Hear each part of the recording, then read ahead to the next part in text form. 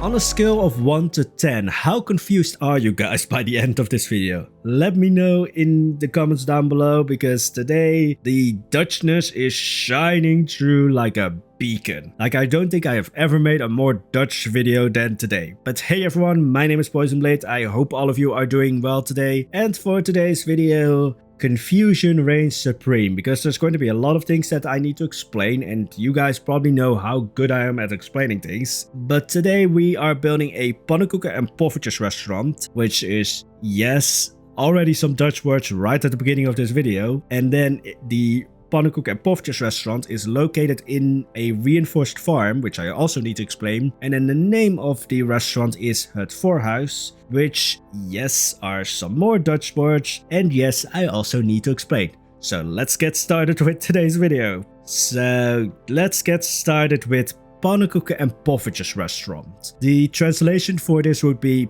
pancake and, well, not actually pancake, but the translation would be Dutch pancake and mini Dutch pancake. Which, yes, creativity is right out of the window there, because pannenkoeken and poffertjes translates into Dutch pancakes and mini Dutch pancakes.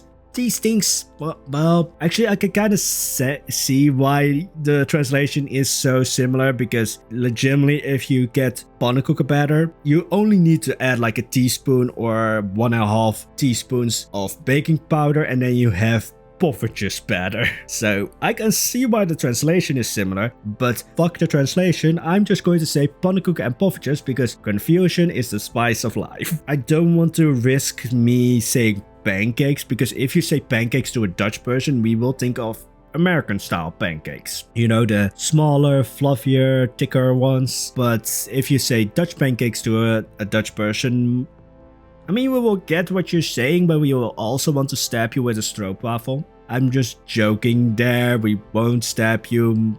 It's kind of like the Holland versus the Netherlands thing. We don't really care. Just come here, spend your money, and get the fuck out. We are generally nicer than that though. But anyway, so pannenkoeken and poffertjes. I will probably put some reference images of what these dishes are. But pannenkoeken, basically think of a crepe, but then slightly thicker. They're usually also a little bit more like, pannenkoeken usually have a little bit more color to them. But pannenkoeken, you don't really need a special pan to make them, although it's a lot easier if you have like a pannenkoeken pan, because they don't really have like a big edge, so it's really easy to flip them. And if you flip pannenkoeken with a spatula, I will find you and I will slap you with a tulip, because you don't use a spatula to flip pannenkoek. You just do it by hand. Like, you just flip the entire pan to flip the pannenkoek. If you flip them with a spatula, again, I will slap you with a tulip. But when it comes to pannenkoeken, like, both of these dishes are most of the time sweet dishes. Like, we add a lot of powdered sugar to both pannenkoeken and poffertjes. We Dutch people love our white powder. If you look at crime statistics, we love both kinds, it seems. But yeah, today we're talking about the sweet white powder, aka powdered sugar. We're not talking about cocaine. Although I think from like crime statistics, the Netherlands is like the major like harbor for drugs. That's some extra information that's totally unnecessary for today's video, but there you go. But yeah, pannenkoeken, usually they are sweet. Like, you add powdered sugar, you can add ice cream, you can add syrup or jam or fruit. Like, usually they are sweet. Although I don't really like them savory, but the most common way that they are made savory is like right where you pour the batter into the pan to also add ham and cheese so that it bakes into the pannenkoek. You also do this with fruit. Like, if you have a banana, you could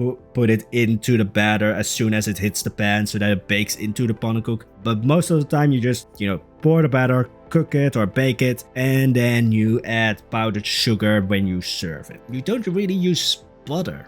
I mean, I usually don't put butter on pannenkoeken. Although you can do that, of course. It's very tasty. I have done my research for today's video by making both pannenkoeken, poffertjes, and this is again where the Dutchness is shining through. I made a stroopwafel cake. Yeah, I just eaten all of like the stereotypical iconic Dutch dishes. Yeah, I'm just going to say that was because of research and not just because I was craving them. Pannenkoeken can be made savory if you don't flip them, or if you flip them with a spatula, I will hit you with a tulip or a windmill. Like I will legitimately just pick up a windmill and hit you in the face with it. But then poffertjes, which is where the English translation completely just fails me, because how does poffertjes translate to mini Dutch pancakes? Although they are kind of the size of like, you know, a mini. Like they are the size of like a small cookie. And when it comes to poffertjes, for pannenkoeken you don't really need a special pannenkoeken pan, although it is a lot more easy if you have a special pannenkoeken pan. But when it comes to poffertjes, you need a special pan. Like I have a special poffertjes pan, which is, you know how Rapunzel hits people with a frying pan? Yeah, Dutch people hit you with a poffertjes pan because the pan, at least the one that I have, is like solid cast iron. Like if I hit somebody with a poffertjes pan, they are out. Of course, I'm not hitting people with a poffertjes pan. I'm not going to do that to a poffertjes pan. Like, you are not worth it to be hit with a poffertjes pan. But basically what a poffertjes pan is basically just a flat cast iron disc with little dents in them, specifically made for like the perfect size poffertje. Again, I'm going to put some images somewhere, but when it comes to poffertjes, you need a special pan. And I wanted to also show this in the build, but first I want to quickly explain poffertjes as well, because I wanted to go on a tangent way before the tangent was supposed to be there. But when it comes to poffertjes, pannenkoeken you can make sweet, or you can make savory, I mean. Poffertjes, I have never seen them made savory. Well, I've come across a recipe that makes them savory, but I'm just like, be gone, demon. I don't care how you make poffertjes, but I never make them savory. I always just make them and then add a shitload of powdered sugar on top of them and butter. Like with pannenkoeken, I usually don't really add butter, but with poffertjes, like you want to add butter when they're like right out of the pan, so that the butter just melts onto the poffertjes and like completely coats them, and then you add powdered sugar, and it just, we Dutch people really love our white powder, don't we? But when it comes to poffertjes, yeah, I never really have seen them made savory, although there are recipes out there to make them savory, but I'm just like, I don't see those things. If you want to really knock somebody out, don't look at Rapunzel with a frying pan, look at a Dutch person with their poffertjes pan, because those things are solid cast iron, at least the ones that I have. But anyway, the reason why this is important is because I actually made a kitchen for today's build, where there's this big cast iron plate for poffertjes, which, like, I was talking about poffertjes pans, but in a professional like kitchen I also hit my desk, but so far I've not noticed anywhere in videos when I hit my desk, so you probably won't hear that, but I want to mention it because I don't know. But when it comes to a professional kitchen, you wouldn't really have a poffertjes pan. Well, maybe you would have them like hanging on the wall as decoration. I've seen this with pannenkoeken pans, that they have like this like bronze or copper pans. Like, you don't use a copper pan, but they have those hanging on the walls, like the old version of the pannenkoeken pan. Yeah, you wouldn't use a copper pan. Like, they are only for decoration now. They're just hanging on the walls. They're never used. That you will also see that in today's build, where I have just some like copper pans in the background hanging, just because it's decoration, and you see that in a lot of like pannenkoeken and poffertjes restaurants. Most of the time it's either poffertjes or pannenkoeken, not as much that they are like served in the same restaurant, I think, or I've just not explored enough. Anyways, so yeah, I made a kitchen, and for poffertjes, they usually have just this big cast iron plate, like almost, well, basically like a stove, with all of these little dents, just like a poffertjes pan. And just look up how professional chefs or cooks make poffertjes, because it's very satisfying. Like pannenkoeken, you need to just flip with the pan. You don't use a spatula. For poffertjes, you usually just use a fork, because again, they're that small, so you like flip them with a fork. Don't care about scratching the cast iron plate, because that thing will hurt you far easier than you will hurt it. But just look it up. Like, just look up like professional chefs, cooks, or bakeries just flipping poffertjes, because it's very satisfying. Like, I am a mess when it comes to flipping poffertjes, because I am way too scared of things, or way too scared of not really burning myself, but just there's a little bit of hesitation when I do it at home. But when you look at these professional chefs flipping them, it's just like, it's so satisfying.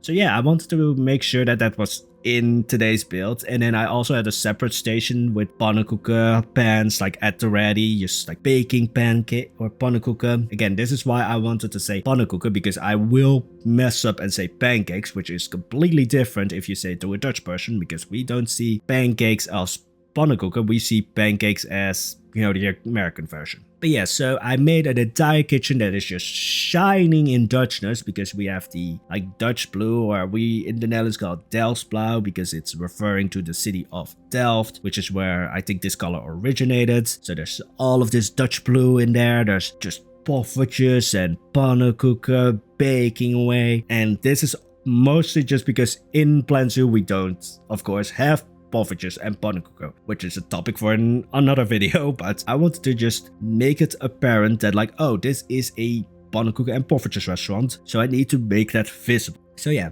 that's why I needed to talk about it, just so that, well, I also wanted to talk about it. But it's just a major part of today's build. But the restaurant is located in a reinforced farm, which I need to explain, because I don't know how many people know of reinforced farms. So to briefly explain the history of, well, this build. First, this location was going to be a lot different, and you could see that on the poll on where we decided the name of Lakeside. Like, you guys chose Lakeside, but the other option was Little Amsterdam, because the original idea for this location was basically like this Amsterdam street kind of look, which I later on discovered like, yeah, that's not going to work. So I'm very happy that you guys decided on Lakeside, because that really made me wake up on like, yeah, Poison, that's not going to work. Like, the idea you had will stand out like a sore thumb. So then I looked around, because like Yves Zoo is supposed to be in or close to the province of Utrecht, which is basically in like the center of the Netherlands. Not really like, it's not really the heart of the Netherlands when it comes to like, you know, being a very important place. Well, Utrecht is one of the like 4 big cities, but Utrecht to me also just always just geographically and topographically always looked to me like it's just right center in the Netherlands. But yeah, that's where Yves Zoo is supposed to be somewhat located. I will probably put a image up somewhere if I can remember it. Probably really won't.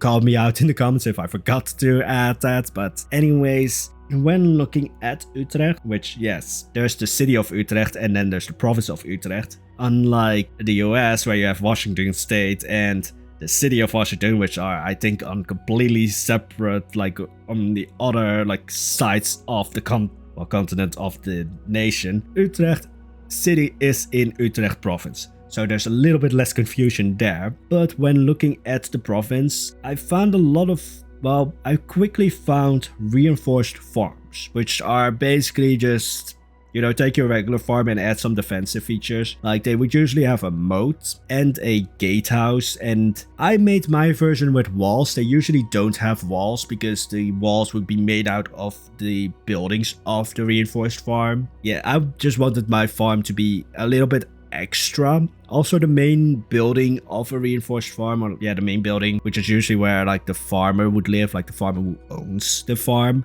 Yeah, you might say, oh, it's a little bit too big, like it's too grand, like, because it has like the, well, Dutch style building, like the almost stereotypical Dutch building, which you might say, oh, it's an Amsterdam building, though you see all these buildings all over the Netherlands. They're not only tied to Amsterdam, but when it comes to the reinforced farm, the main building, you might say it's too big, but I have seen references of reinforced farms with like buildings this size and, you know, this look, and I just wanted something eye-catching as well, so that's also the reason why I went for like a bigger style building for the main building. And then all of the other buildings usually would make up, like the outer walls of the other buildings would make up like the walls of a reinforced farm. Of course, most of the time these buildings were made out of stone, and then with the moat, and then they had a gatehouse. Most of the time these features have been filled in and taken down. Like, if a reinforced farm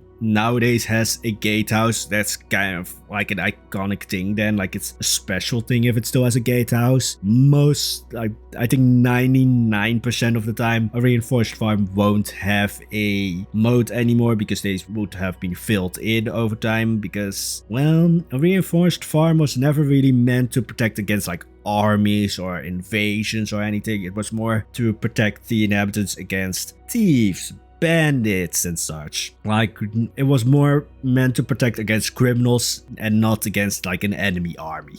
Like, these farms would not stand a chance against an enemy army because, well, I have given my reinforced farm a wall, but even this wall is like, it's basically like a garden wall.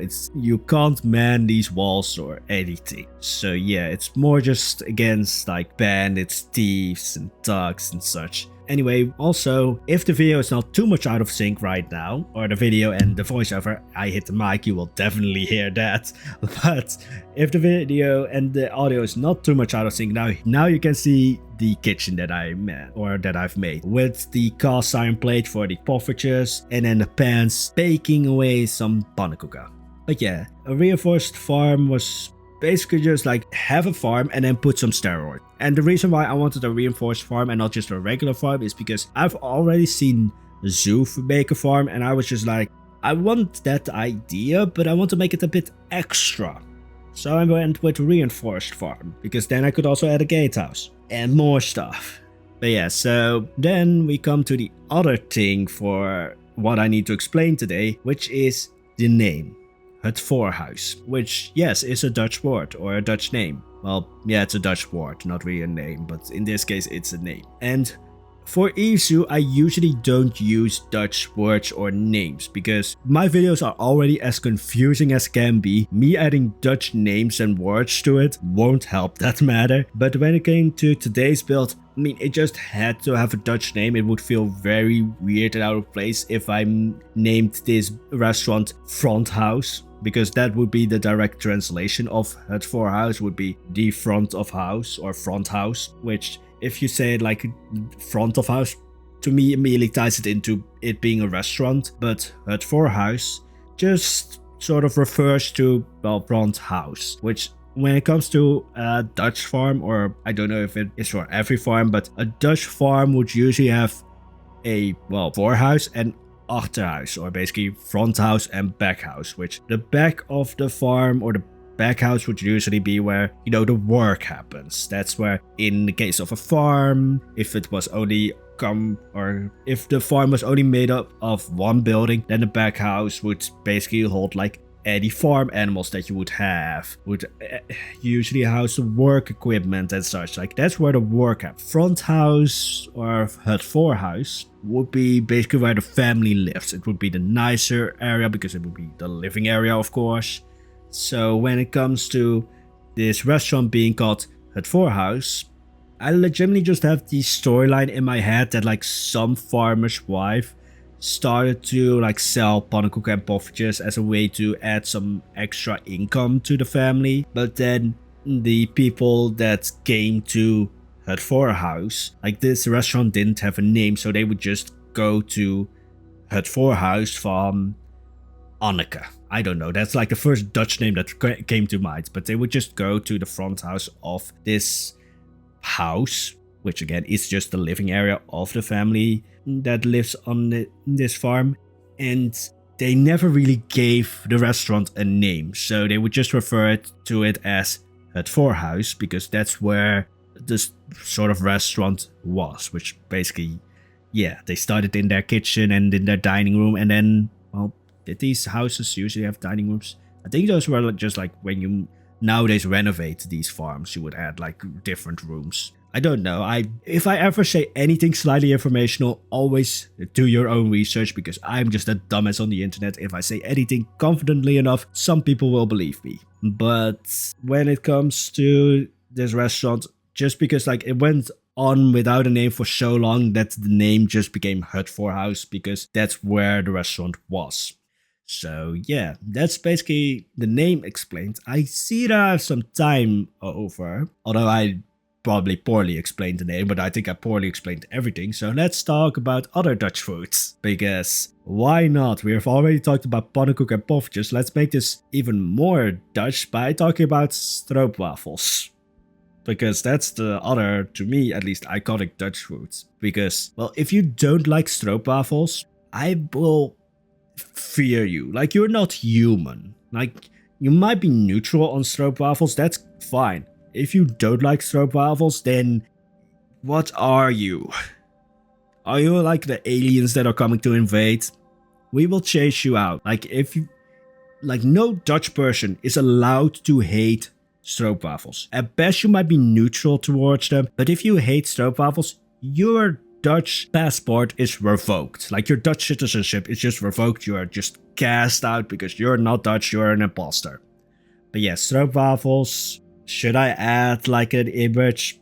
I probably should, but I will probably forget it. But when it comes to stroopwafels, I think that this restaurant would also serve stroopwafels. But yeah, I think this restaurant is a little bit... it doesn't only serve pannenkoeken and poffertjes, of course. It would serve like freshly made stroopwafels. Oh, those are so delicious. And yeah, stroopwafels, nothing like American style waffles. They are flat. Like, usually you just take like the American version of whatever you think I'm talking about and just flatten it. But stroopwafels, I would say, are more delicious than waffles. Like, you can't really do a lot with stroopwafels. You just, you know, you don't add syrup to them or anything. Like, you just eat stroopwafels as is. Sometimes you warm them up in the microwave if you want like a more gooey stroopwafel, if you want them like a little bit more crunchy and just hard, which I prefer actually. You just eat them straight out the bag and then regret it because you ate an entire bag of stroopwafels. Although they are not that pricey, so you just buy another one and you feel bad about it again. But yeah, stroopwafels are just like, if I come to you with a bag of stroopwafels, eat them. Because I will judge you based on whether you like them or not. If you don't like them, we can't be friends. I can't talk to you anymore. My Dutch citizenship will be revoked. Yeah. And I know that this video is so confusing to everybody because, well, there's a lot of Dutch foods, a lot of Dutch words in today's video. But you know what? I'm here for it. I want to see the chaos. I want to see the confusion. But yeah, when it comes to stroopwafels, they are just the most like iconic food for the Netherlands, in my opinion. And if you don't like them, I will hunt you down. It's a weird thing when it comes to Dutch foods. I feel like I'm like slightly protective of them. It's like, you know, it's a cat with its toy. Like, you come near it, or no. Actually, if you come near it, just, you know, spend your money and get the fuck out. It's basically the mantra here. If you're a tourist. I don't know what I have against tourists. Like, I don't really care about tourists, but then in these videos it's just like, fuck you, tourists. But then I think like the stereotype of the Netherlands from like a tourist point of view is like weed, alcohol, drugs, prostitution, which is like, yes, prostitution is legal in the Netherlands. Yes, weed is legal in the Netherlands. Alcohol's legal everywhere, but we have Heineken, which, you know, it's not the best beer. Like, I don't know, like, I don't really like beer. Like, I will go for like a mixed drink anywhere, and I'm also just like, yeah, give me like the pink sparkly drink, because usually it tastes a lot better. And it's just interesting. Mixed drinks sometimes have just such a unique taste. I once had a drink which was blue when it started out, and then they added some liquid to it, and then it turned pink. It wasn't the tastiest, but it was definitely an experience. The tastiest was one with coconut. Coconut, citrus, and some other stuff. It really felt like a tropical paradise. Yeah, I don't really like beer. And whenever I'm at a restaurant, I will usually try out, like, if they have it, a mixed drink. Because why not? Why not try the fruity pink stuff? Don't know where this video went, but then this video has also been way delayed. But then I've just given up on the schedule. I mean, Kane said that I didn't have a schedule to begin with, so yeah. I have no idea when the next video is going to be. I have no idea if the next video is going to be any less confusing. And again, let me know down in the comments below on a scale of 1 to 10 how confusing this video is, because I try to explain pannenkoek and poffertjes. I need to insert a picture of both of these dishes just so that you guys aren't as confused as can be. And then I also tried explaining a reinforced farm badly. Then I tried explaining the name of the place at Voorhouse badly. And then I went on a tangent of stroopwafels and beer. If I only start talking about the red light district, I will have ticked all of the Dutch things. I even said that I will slap somebody with a windmill and a tulip. Oh god, I think I'm sprouting orange clothes. What's happening? Alright, I need to stop here. I think I'm going insane. So thank you everybody for watching, and if you want to see more, there is the like and subscribe button. There's also the notification button, but that one is as broken as my mental state right now, I think. But anyways, I hope you enjoyed the video, and I hope all of you have a wonderful day. See you in the next video. Bye bye.